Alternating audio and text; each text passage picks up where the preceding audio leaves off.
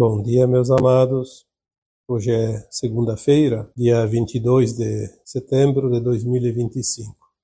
Vamos aqui mais um vídeo com perguntas e respostas, como já é praxe nas segundas-feiras. Temos hoje uma série de perguntas feitas por uma única pessoa, mas ela tem um desdobramento bastante interessante, porque ela trata de um assunto muito importante que está acontecendo com muita gente ultimamente, que é a questão desses jovens, principalmente, com dependência química. A pergunta que me foi enviada aqui diz: meu filho é dependente químico e, em consequência disso, está com esquizofrenia. É muita dor para uma mãe. Como aliviar a dor dele e a minha? Também tenho 2 irmãos gêmeos com 62 anos que cuido desde o desencarne da minha mãe. Meu filho é amoroso, trabalhador. Por que precisa passar pela dor? Seu resgate é meu? Ele passa mais tempo nas clínicas que em casa. Ele reza muito e se culpa o tempo todo. Vamos ver aqui o que nós podemos trazer para aliviar a dor desta mãe, desse rapaz, e que também é a dor de muita gente. Todos nós conhecemos pessoas próximas ou pelo menos conhecidas que passam por essa situação.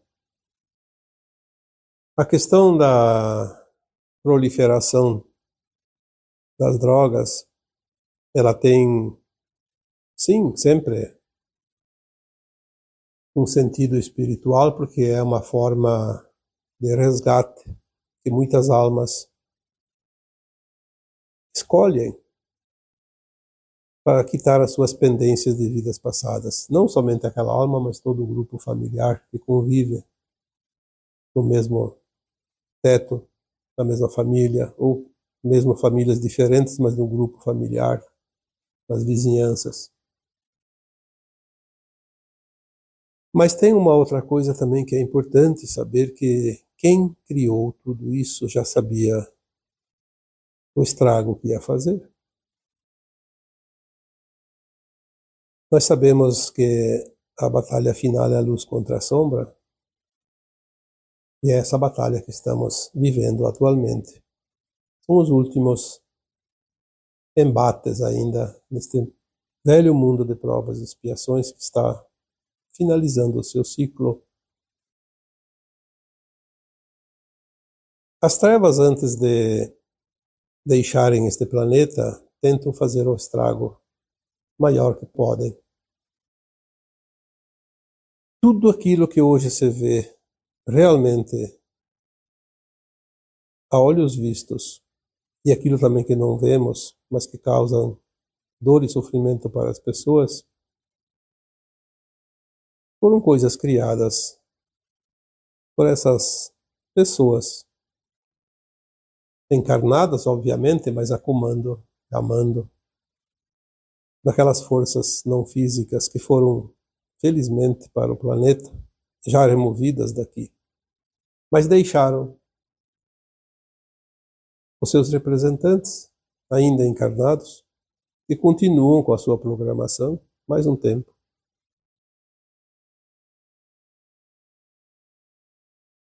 É difícil que possamos encontrar uma outra situação que causa mais estrago numa família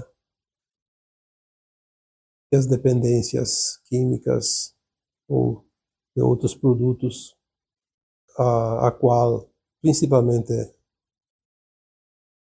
esses jovens das últimas décadas, de 1970, 1980 em diante, e hoje parece que se alastrou como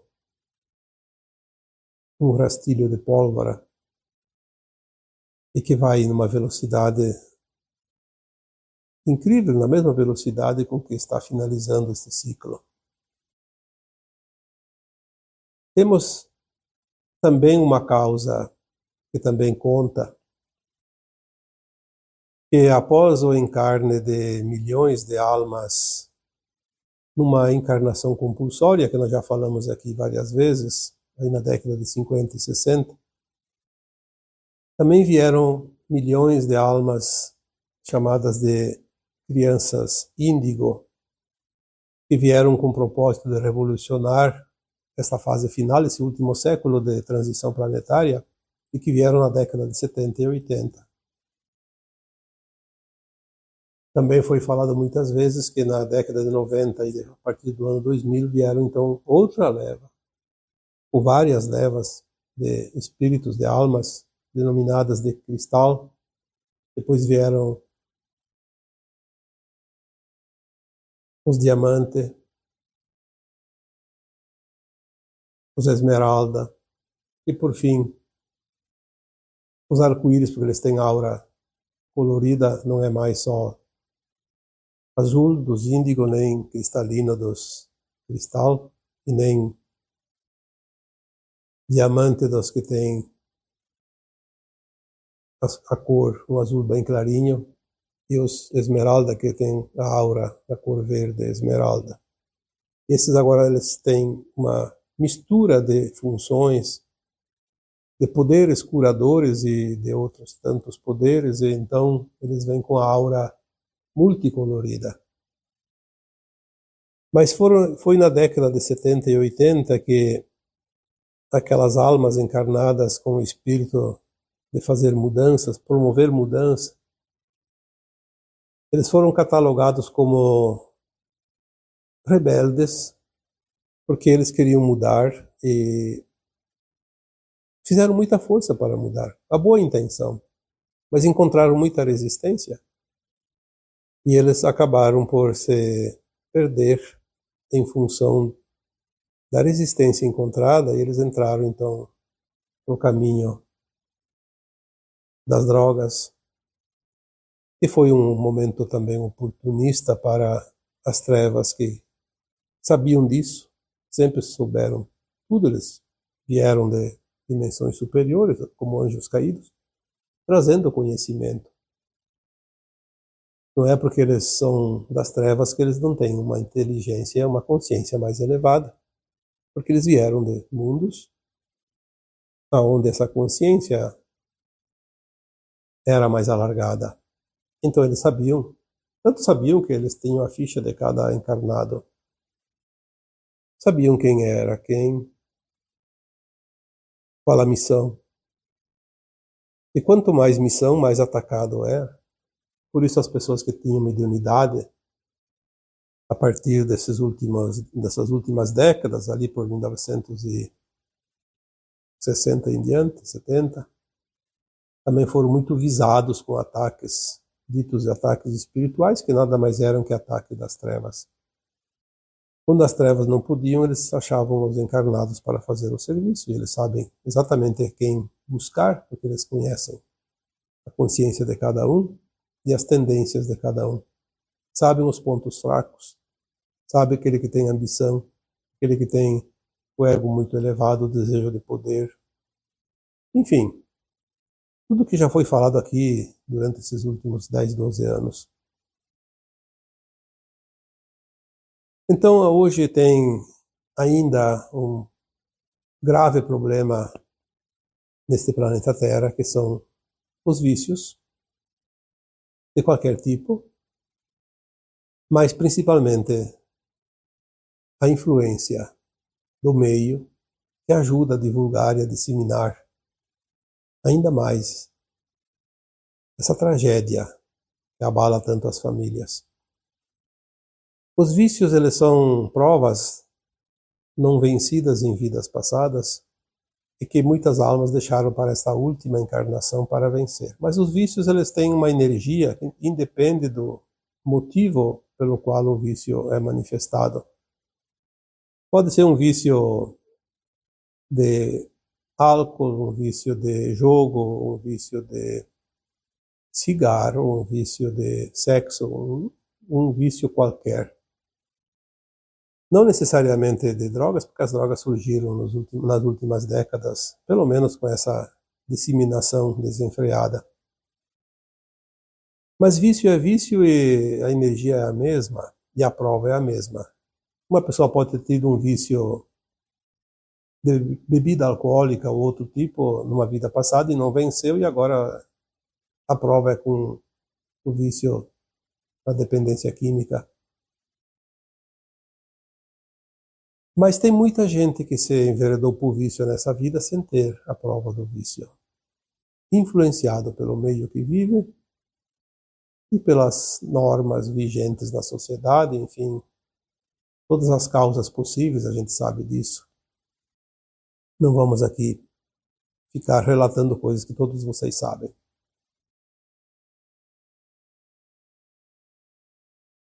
Aqui a pergunta que me foi feita é que meu filho é dependente químico e, em consequência disso, está com esquizofrenia. A esquizofrenia não é uma coisa parceira do viciado. A esquizofrenia é uma coisa paralela. Tem gente que tem esquizofrenia e não é viciado. Tem viciado que não é esquizofrênico. Não necessariamente as duas coisas andam juntos. Mas, nesse caso, tem também um propósito, além da questão do vício, a esquizofrenia. Ela tem um outro sentido que, infelizmente, eu acho que todos os últimos tempos, não vou dizer todos os milênios, mas pelo menos desde que a psicologia foi desenvolvida e ensinada para as pessoas, foi esquecido de olhar a questão espiritual de cada alma. Nós somos personas, resultado dos personagens vividos em outras vidas. Cada existência, cada encarnação, a alma veste um personagem, e a soma desses personagens forma a persona, a personalidade, a psicologia de cada um, com as suas tendências, com as suas virtudes, com as suas falhas, seus defeitos. Porque é assim que a alma experiencia a evolução num planeta de provas e expiações. Muitos esquizofrênicos e também muitas pessoas que têm problemas mais sérios, tanto psicológicos como psiquiátricos, grande parte dessas pessoas tem uma mediunidade bem interessante, uma mediunidade bastante forte, um canal mediúnico que poderia ser usado para ajudar, porque o canal mediúnico é um meio medianeiro, médium significa medianeiro, entre dois planos. O plano físico da matéria, dos encarnados, e o plano dos desencarnados, da comunicação, como qualquer pessoa que tem mediunidade e trabalha sabe. A importância desse canal, desse meio de comunicação. E muitas vezes, por não entender, por não querer trabalhar isso, por ser atacado também, porque se tem um canal e não é usado, sempre aparecia os aproveitadores do canal.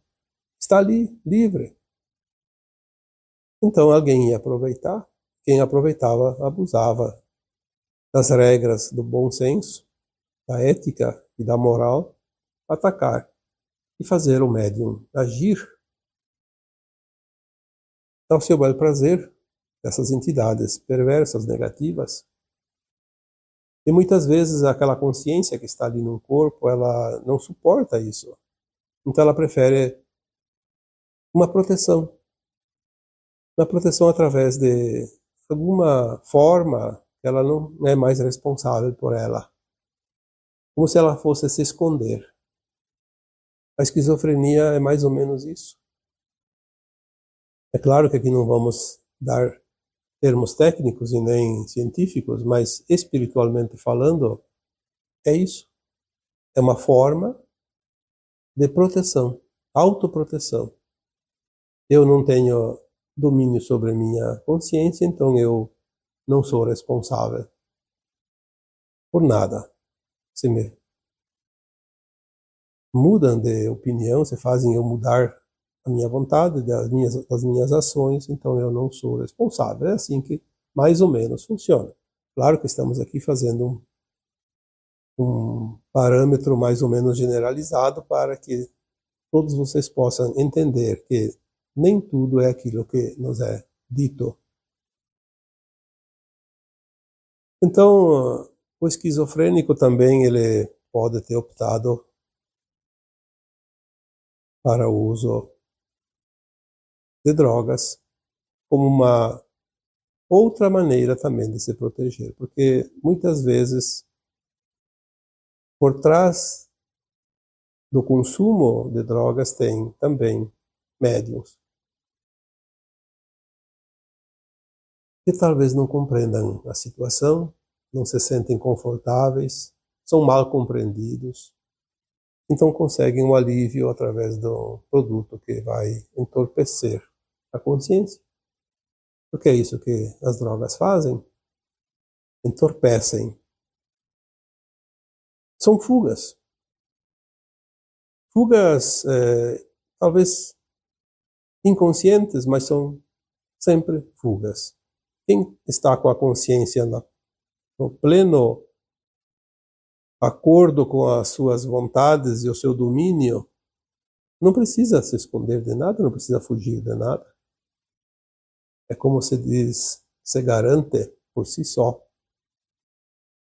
Então nós temos que olhar sempre com este olhar espiritual, compassivo, porque as pessoas que usam drogas, embora muitos acham que elas estão doentes, elas não são doentes, elas têm um problema a ser resolvido, que é a prova do vício. Elas não são más porque elas não vieram como almas malignas, elas apenas estão agindo de uma forma que elas acham que desta maneira elas conseguem aliviar um pouco aquela grande perturbação por não conseguir dominar, seja a mediunidade, seja a prova do vício. Olhar para essas criaturas, nossos familiares, amigos, enfim, pessoas até desconhecidas, mas que têm essas situações a enfrentar, sempre com um olhar espiritual, porque tudo está na alma. Quando tem alguém numa família, como diz aqui a pergunta, é muita dor para uma mãe? Sim. É muita dor para uma mãe? É muita dor para um pai também, para um irmão, para um filho, para um esposo ou uma esposa. Seja lá o que for, a dor é certa. Como aliviar a dor dele e a minha? Diz aqui a pergunta. Olha, essa fórmula eu acho que ninguém criou ainda, senão estaria sendo usada há muito tempo, porque todos gostariam de ter essa fórmula. Infelizmente não é uma fórmula mágica que se pode usar nesses casos. A compreensão é ainda o caminho, o início da trilha para encontrar possíveis soluções. Compreender. Compreender que é uma prova daquele que passa pelo vício, mas também é uma dura prova para aqueles que convivem. Então, há sempre uma causa. Tentar encontrar a causa. Se é uma causa desta vida, como por exemplo, uma mediunidade que não está sendo desenvolvida, se é há algo que realmente a pessoa não foi compreendida e não foi acolhida, não foi amparada, e pode ser uma revolta a causa também, então, deste caminho. Mas também compreender que geralmente é uma conta independente de vidas passadas, uma prova a ser vencida, como disse, ou também um karma. E aqueles que convivem não estão isentos da responsabilidade, porque também lá atrás, numa vida passada, foram responsáveis pela desgraça de alguém, pela dor e sofrimento de alguém. E agora vem um plano de alma coletivo dentro de uma família, por exemplo, para quitar as suas dívidas em conjunto. Um paga, outro paga também, e todos os que se envolvem ali naquele grupo pagam a conta da sua maneira, com a sua cota. Uns sofrem mais, outros menos. Às vezes alguns conseguem sair daquele grupo e viver a sua vida, e não que ignorem, mas eles não estão ali para viver no dia a dia. Então a dor é menor um pouco daqueles que permanecem no dia a dia, a convivência com alguém com este problema. Nós precisamos entender que toda dor é uma oportunidade, é uma moeda de troca. Ninguém passa uma dor se não tem que passar, porque a lei divina é justa. Ela não iria trazer um filho para uma mãe, para um pai, ou um irmão para os demais filhos desse casal, se todos do grupo não tivessem, no seu próprio plano de alma, solicitado a oportunidade para quitar pendências. Porque ninguém era de endereço na reencarnação, como dizia o Chico Xavier. Cada um já está programado, porque tem algo em conjunto. Quando é um problema desses, é o grupo todo que paga a conta. Todos têm dívidas do passado. Poderiam ter escolhido ir para uma outra família onde não tem esse problema. Mas se tem conta de vidas passadas, então a alma iria sofrer uma dor, uma doença, uma outra desgraça, porque tem tantas nesse planeta de provas e expiações. Então, como aliviar a dor dele e a minha, como diz a pergunta? Compreendendo. Vai aliviar. E pode, inclusive, curar. Porque o karma agora não precisa ser por toda a vida. Ele pode ser aliviado. É uma condição agora desta encarnação atual que nós temos. Compreender encurta o tempo do sofrimento. Porque quando se compreende, se aceita, se entende, e então a alma está aqui para aprender, não está aqui para sofrer. O sofrimento é a resistência que nós colocamos para aprender as lições. Quando se aprende, é claro que a dor já está ali, senão não estaria com a oportunidade. Então ela vai se resumir a um tempo mais curto. Menos sofrimento, menos dor, menos tempo. É assim que está funcionando, e funciona. Mas nós temos que abrir o coração, olhar a vida como continuada, porque a alma é imortal. Ela apenas vem viver um personagem em cada encarnação, e esse personagem é o que está sendo vivido ali agora na tua família. A família da pessoa que fez a pergunta e de outras tantas. Cada um vivendo o seu personagem para formar a sua persona, que é o que vai ser a sua alma ao final desta encarnação. E vai ascensionar ou não, porque o prazo é agora. Aí também a pergunta diz: tenho 2 irmãos com 62 anos, 2 irmãos gêmeos, que cuido desde o desencarne da minha mãe. Não sei qual é o tempo, que ela não falou. Mas, veja bem, para uma mãe, provavelmente aqui eu suponho que essa mulher esteja sozinha, não fala de marido, não fala de mais ninguém, fala do filho e dos irmãos. Então ela tem uma carga muito pesada, porque eu não sei também aqui, não foi citado qual é o problema dos irmãos gêmeos. Mas se ela cuida, bom, 62 anos não é assim uma idade que possa se dizer que são pessoas que já não possam mais lidar com as suas coisas. Eu posso dizer isso porque eu tenho 72, 10 a mais e estou aqui trabalhando o dia inteiro, até umas horas da noite. Então, claro, tem pessoas que têm limitações. Então, provavelmente, esses dois irmãos gêmeos têm limitações. Porque ela está cuidando, tem que ter cuidados, é porque tem necessidades. Então, tem um filho esquizofrênico, viciado, e dois irmãos que precisam de cuidados.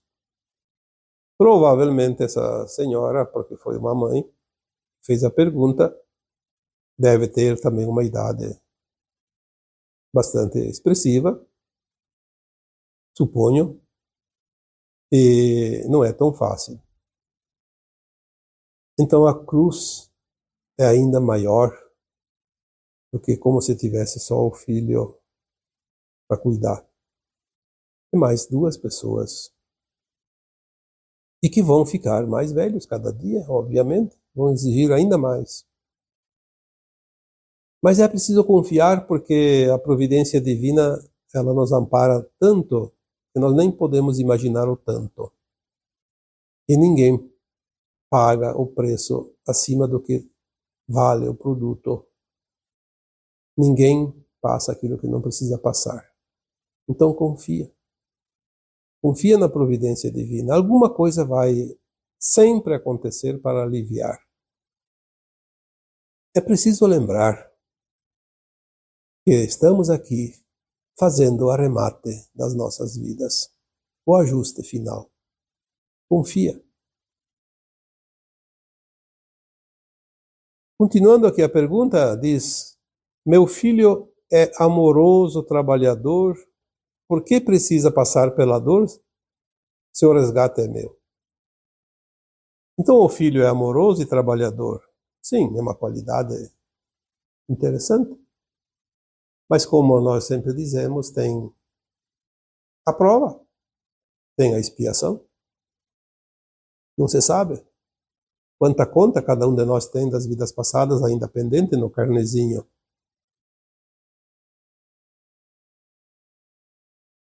É preciso entender que ninguém tem só desgraça e nem ninguém tem só vantagens. Na vida ela tem uma mescla, um pouco de cada coisa, assim todos podem levar a vida adiante, senão seria uma desgraça.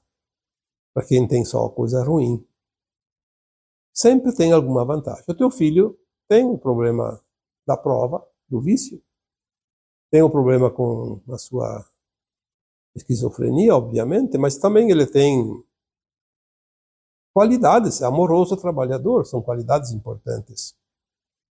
Eu acho que ele tem grandes chances de vencer também essa prova. Ele também precisa se esforçar, precisa querer, precisa se empenhar.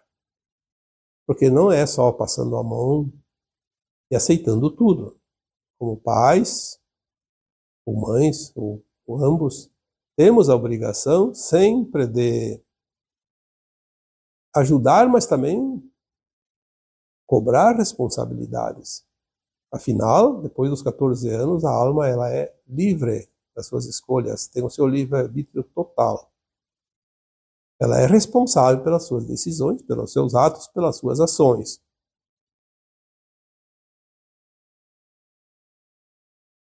Aí tem uma questão importante. Por que ele precisa passar por essa dor se o resgate é meu? Não, o resgate não é só teu. O resgate é de ambos. Ninguém paga o que não deve. Vamos entender isso.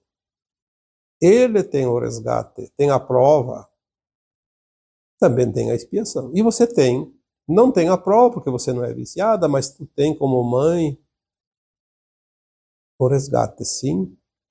Não só com o teu filho, agora com os teus irmãos gêmeos também. Vem para ampliar um pouco a responsabilidade. Mas o resgate não é só teu, é dele também. Ele poderia ser uma alma que vem em missão para te ajudar a vencer todas essas provas e pagar a conta. Mas eu acho que essa possibilidade é tão pequena que eu nem coloco aqui como possível. Teria outras almas necessitadas de pagar o seu resgate que poderia vir no lugar dele, então. Por que teria que vir ele numa missão? Não é preciso. As almas missionárias, elas escolhem um outro tipo de missão agora, nesses tempos atuais. São missões do bem, onde poucas almas ainda conseguem executar essa missão. Então, missionárias são aquelas poucas que vêm realmente para fazer a prática do bem e fazer algo em favor de si, mas principalmente no coletivo. Então ali, o resgate não é só da mãe, é também do filho. Para concluir, diz, ele passa mais tempo nas clínicas que em casa. Então ele reza muito e ainda se culpa o tempo todo. Aí já entra uma outra questão, a culpa. A culpa é tão danosa quanto o medo, quanto a raiva, quanto a mágoa, o ressentimento. É uma energia terrível. Mas a culpa, ela não precisa sofrer por causa da culpa. A culpa é uma escolha de quem sofre a culpa. Porque veja bem, se nós estamos numa escola de almas, para aprender as lições, nós temos que conhecer o lado do bem e o lado do mal.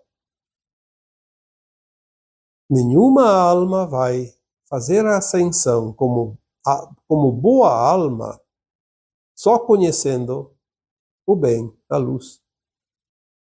Ela precisa conhecer o outro lado, a sombra. Precisa passar pelas experiências. Por isso que as almas que vão para um mundo de provas e expiações, como a Terra sempre foi até aqui, elas fazem às vezes uma experiência de viver a sombra. Ela não tem que quitar um karma depois, porque ela não cometeu uma ação dita do mal, sabendo que aquilo era mal. Não, ela não sabia.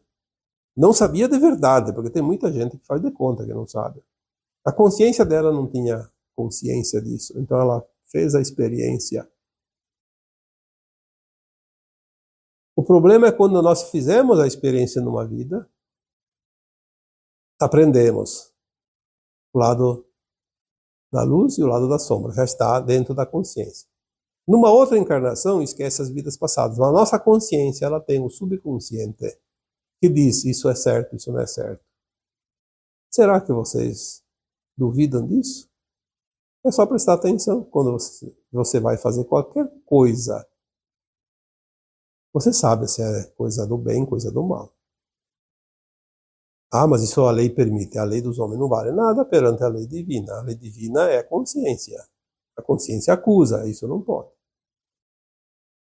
Isso vai ter problemas com a lei divina, que é o que vale para a alma. A lei dos homens vale para os corpos, enquanto humanos. Para a alma enquanto humana. Nós sabemos sempre o que é ético e o que não é ético. Fazendo ação, sabendo que não devia, vai ter que fazer o resgate depois, o equilíbrio. Aí a culpa, ela vem de quando nós olhamos para trás e vemos que nós erramos.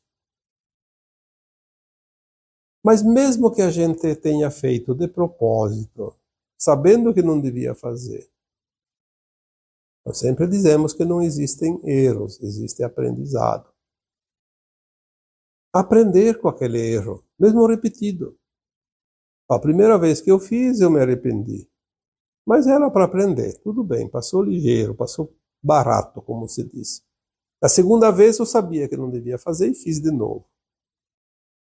Aí vou ficar me culpando o resto da vida? Para quê? Olho para trás e digo, poxa, mas de novo?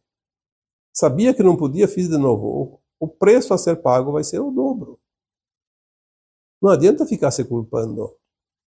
Não adianta ficar rezando. Tem que olhar a ação e entender. Isso não é coisa de uma boa consciência e eu não vou fazer mais. Isso não serve para mim. Quando nós decidimos não repetir mais, mas isso de fato, não de promessas vazias, um sentimento de dizer para si mesmo, para a sua consciência, isso eu não faço mais, isso aprendi a lição. Risquei do meu caderno esta pauta, não faço mais. Pronto. A culpa não existe, porque você aprendeu a lição.